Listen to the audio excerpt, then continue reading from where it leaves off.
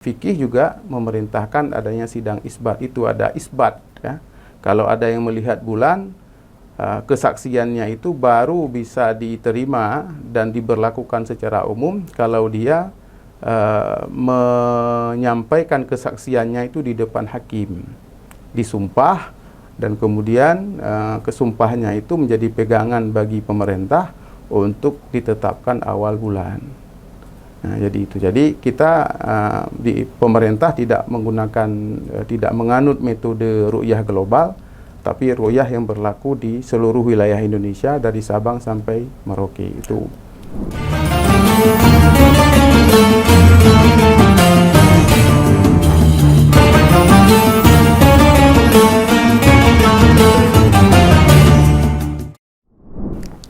Assalamualaikum warahmatullahi wabarakatuh. Halo Sobat Akademia, kembali lagi dalam podcast Bening Ramadan bersama saya Lydia Gusmita.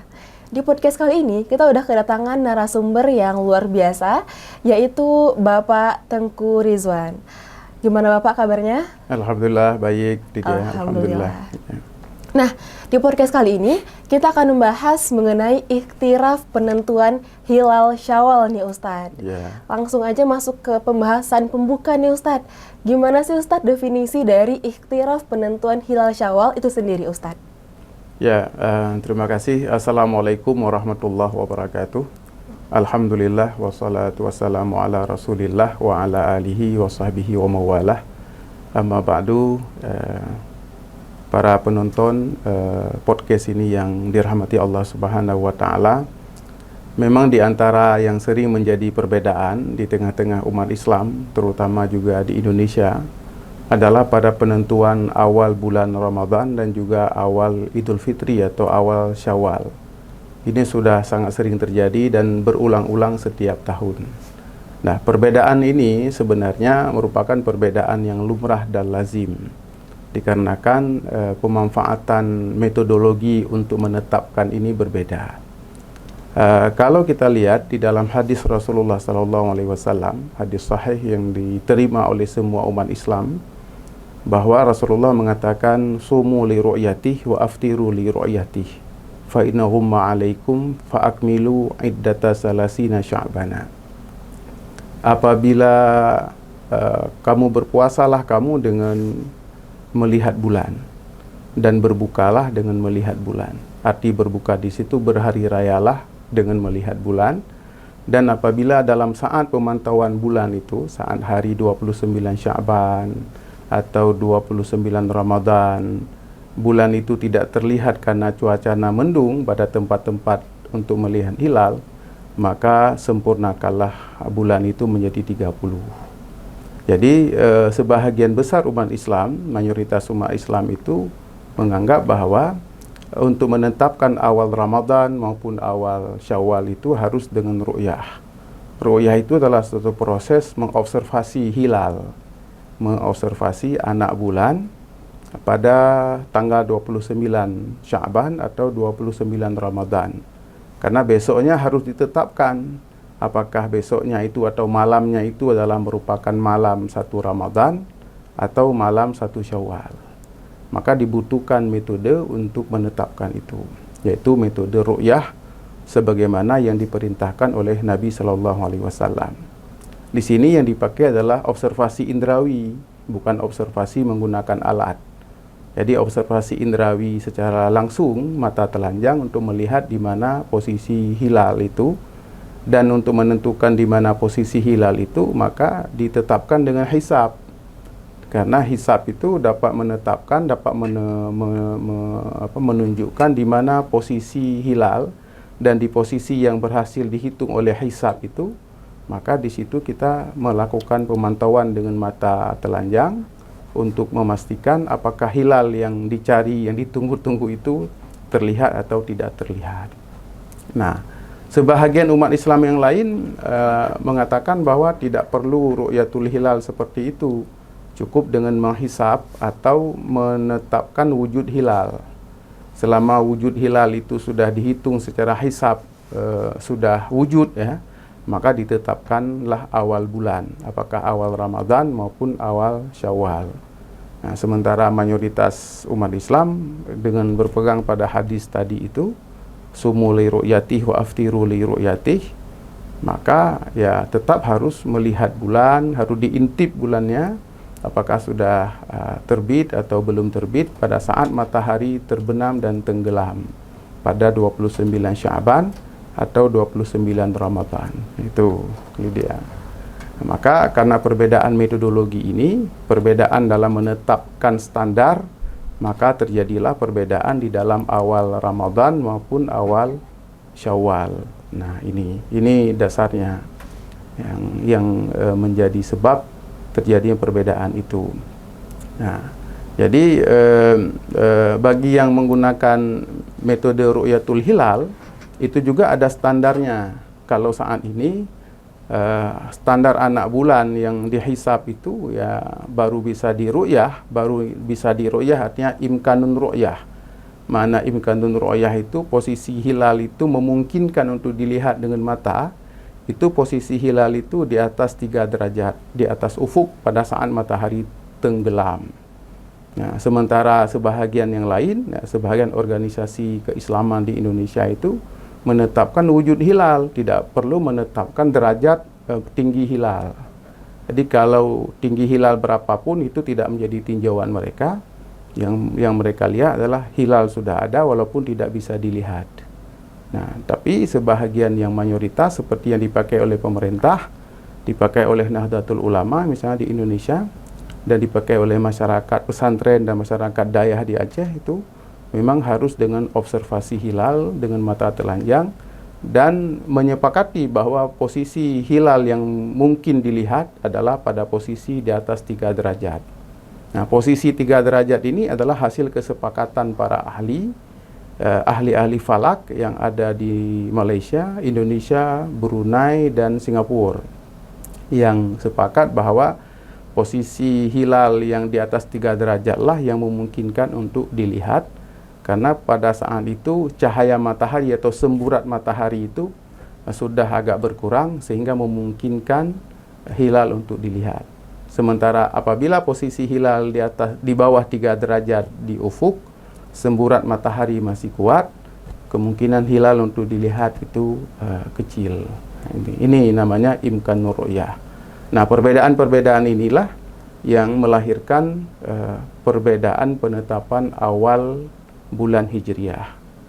Sebenarnya penetapan awal bulan Hijriah itu bukan hanya pada Syawal, Ramadan, tapi juga pada seluruh bulan, Muharram dan sebagainya. Itu harus juga menggunakan metode ru'yatul hilal itu. Oke, Ustadz, berarti ada 2 metode, ruqyat sama hisab. Betul. Nah, ru'yat itu pun ya tadi itu ada standarnya. Nah, ada standarnya dan ada mekanismenya. Ya, itu mekanisme ru'yah ditetapkan, bagaimana orang yang melihat itu kriterianya seperti apa. Kemudian apakah dia memiliki keterbatasan pandangan. Misalnya saya pakai kacamata. Itu kalau saya mendakwa, saya mengklaim saya melihat hilal, maka ini saya dianggap memiliki hadaidul basyar, memiliki hadaidul basar, memiliki keterbatasan pandangan. Sehingga bisa diragukan kesaksian saya karena saya memiliki keterbatasan jarak pandang di dalam melihat hilal itu. Jadi banyak kriterianya, termasuk orang yang melihat itu harus memiliki integritas, kredibilitas yang dalam bahasa agama atau bahasa fikih disebut dengan adil. Dia bukan orang yang berbohong, bukan orang yang suka berbicara hal-hal yang tidak perlu, tetapi dia orang yang punya integritas, kredibilitas yang dalam bahasa fikih disebut sebagai orang yang adil. Nah, sifat adil ini menjadi syarat diterimanya kesaksian dia.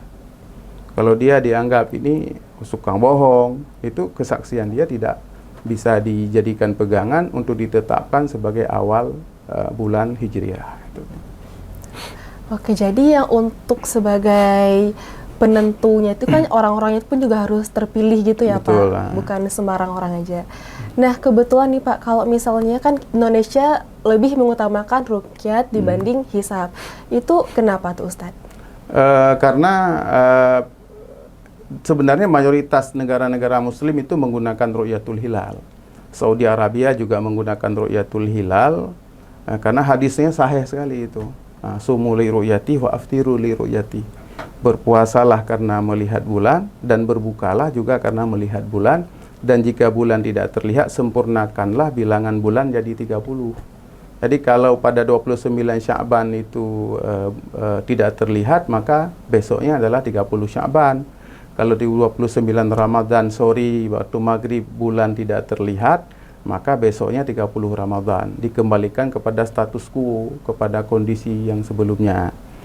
Nah, itu diperpegang oleh mayoritas umat Islam. Hanya saja sekarang ini ada di tingkat global itu ada pendapat yang mengatakan bahwa cukup ru'yatul hilal di satu negeri, di satu tempat, dan berlaku seluruh dunia.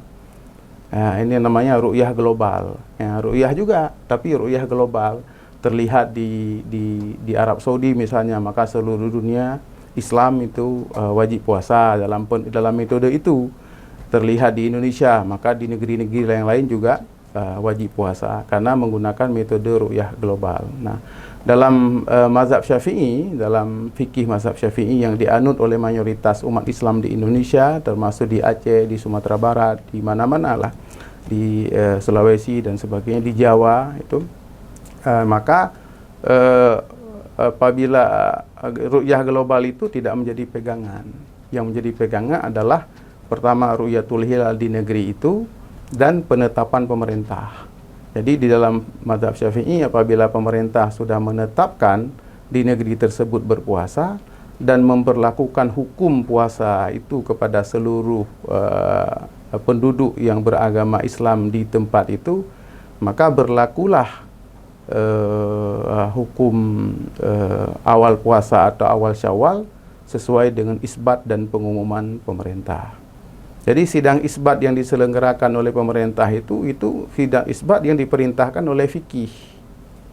Jadi bukan hanya karena itu kita bernegara dan kemudian diperlukan satu mekanisme untuk menyatukan waktu puasa, bukan. Fikih juga memerintahkan adanya sidang isbat. Itu ada isbat, ya.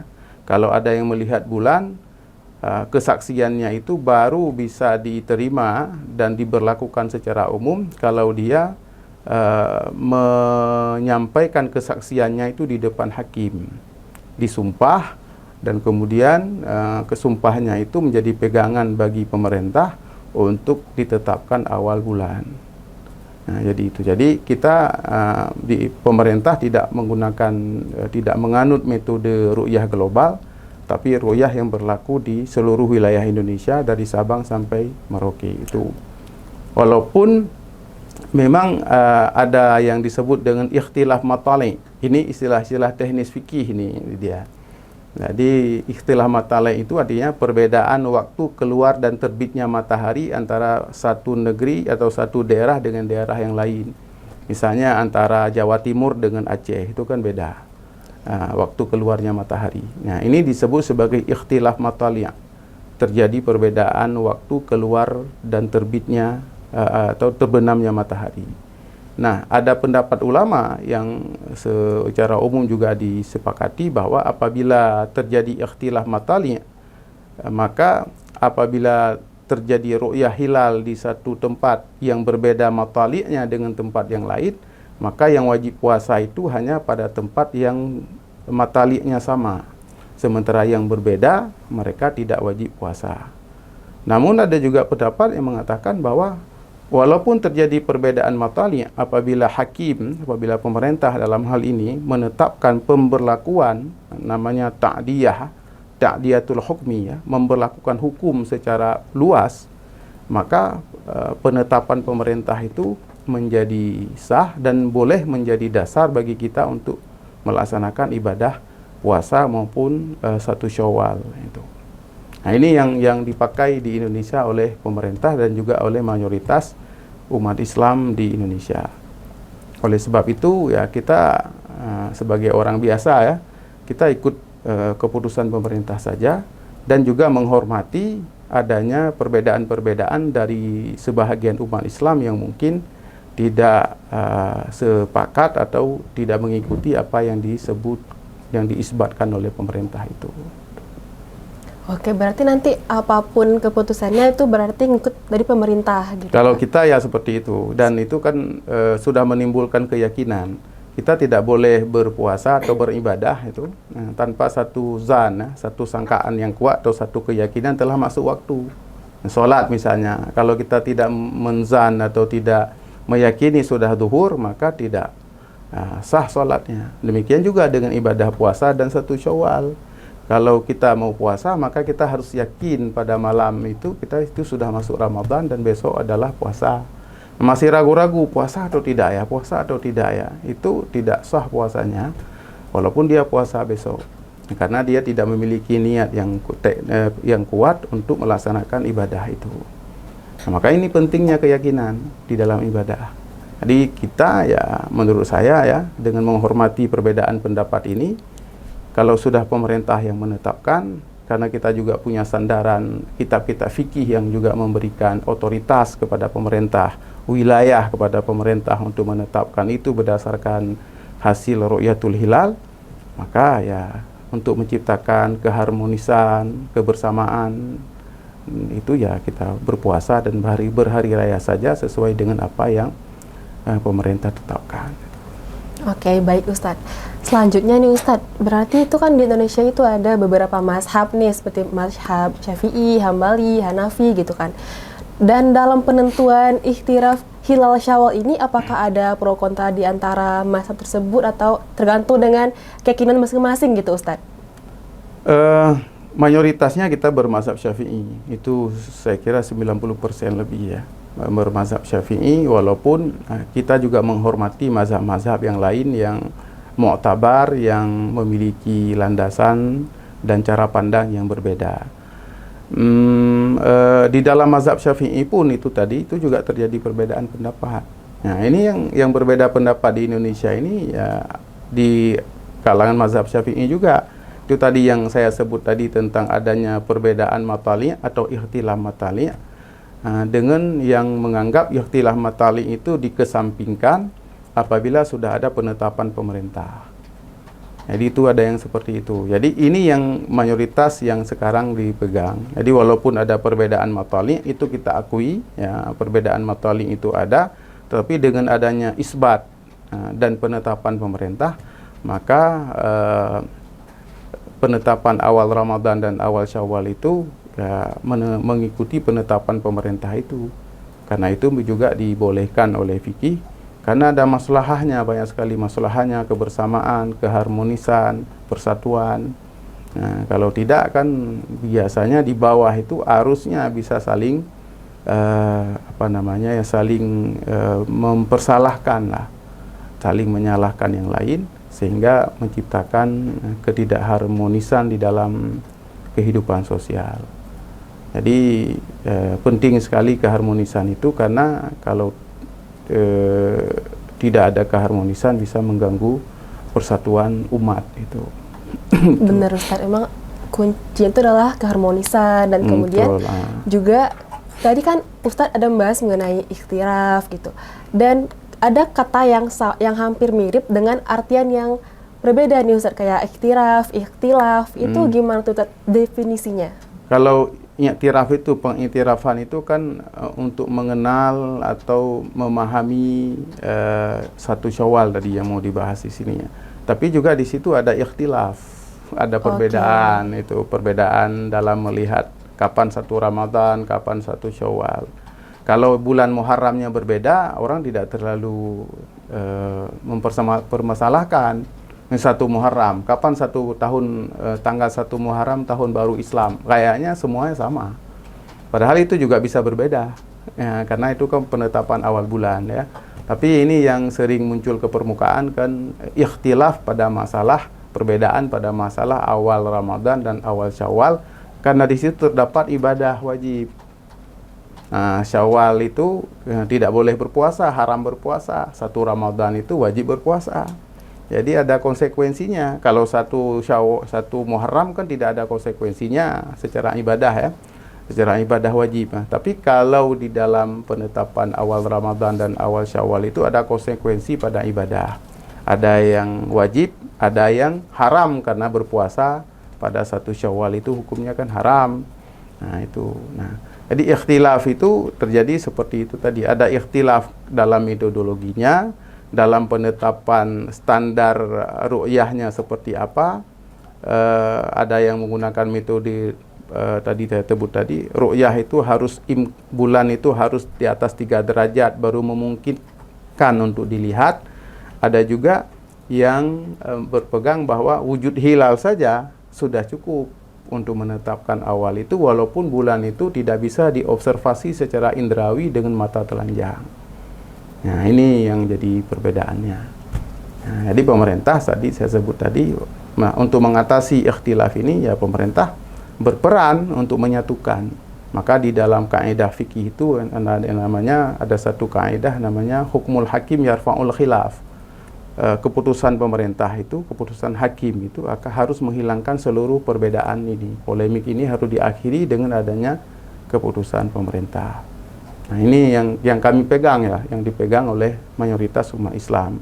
Sekali lagi, namun kita tetap menghormati apabila ada sebagian umat Islam yang lain yang punya pandangan yang berbeda, tetapi harus tetap menjaga persatuan. Itu. Oke, ini last question ya Ustadz, pertanyaan terakhir sekaligus penutup. Berarti itu kita nggak boleh berpuasa di 1 Syawal. Nah, itu haram berpuasa. Haram berpuasa. Dan bagaimana dengan orang yang meyakini ini belum 1 Syawal gitu? Masih 30 Ramadan. Iya, ya, misalnya. Ya, dia masih berpuasa. Itu nggak apa-apa, karena dia harus punya dasar meyakini itu. Apakah dasarnya dengan ru'yah? Apakah dasarnya dengan keputusan hisab? Misalnya ada ahli hisab itu orang yang menghitung bulan, penghitung posisi bulan dan menghitung hari, bulan dan sebagainya, itu namanya ahli hisab. Dia meyakini bahwa hisab ini lebih kuat misalnya. Bagi dia silakan. Tapi untuk diberlakukan secara umum itu tidak bisa dengan hisab seperti itu. Pemberlakuan secara umum itu dilakukan dengan ru'yatul hilal. Nah, kalaupun dia berpuasa pada hari 1 Syawal menurut sebahagian umat Islam, sebahagian besar umat Islam, dan juga penetapan pemerintah, berarti dia berpuasa atas dasar hisab atau atas dasar yang lain yang punya landasannya. Nah, itu tidak apa-apa. Nah, tidak apa-apa. Tapi kalau dia tidak punya landasan, pokoknya ikut-ikutan dan tidak memiliki keyakinan apapun, nah ini tidak boleh. Jadi kita beribadah itu harus punya sebab. Kenapa kita berpuasa hari ini dan tidak berpuasa hari ini? Itu harus ada sebabnya. Gitu. Dan memang semua yang kita lakukan itu harus punya tujuan dan sebab gitu ya Ustaz? Betul. Penting itu sebabnya itu. Sebab karena ibadah itu kan terikat dengan waktu ya. Benar Ustaz. Nah, terikat dengan puasa yang wajib itu sejak Ramadan dan sejak keluarnya fajar, imsak sampai dengan tenggelam matahari, dan ketika masuk 1 Syawal itu sudah haram berpuasa. Jadi bukan hanya boleh tidak berpuasa, tapi haram berpuasa. Nah, itu masalahnya. Nah, kalau pada 1 Syawal itu. Nah, ya tadi pertanyaan tadi, kalau ada yang meyakini bahwa ini masih 30 Ramadan karena ru'yah, karena hilal tidak terlihat misalnya, dan dia menyempurnakan Ramadan 30 hari, ya dasarnya itu, dan dia boleh melakukan itu. Tetapi dia tidak boleh memaksakan itu kepada yang lain jika sudah ada penetapan pemerintah. Nah, itu. Karena pemerintah yang menetapkan ini kan tidak main-main. Ada sidang isbat, ada ru'yah, ada sidang isbat, meminta pendapat para ulama dan juga pimpinan-pimpinan ormas keislaman, baru Menteri Agama itu menetapkan ketuk palu. Itu. Oke, jadi itu terakhir closing dari Ustadz, dan berakhir juga Bening Ramadan podcast tentang ikhtilaf penentuan hilal Syawal kita pada kali ini. Terima kasih banyak Ustadz untuk waktunya, dan Sobat Akademia jangan lupa like, share, and subscribe Unimal TV. Saya Lydia Gusmita pamit. Wassalamualaikum warahmatullahi wabarakatuh. Waalaikumsalam warahmatullahi wabarakatuh.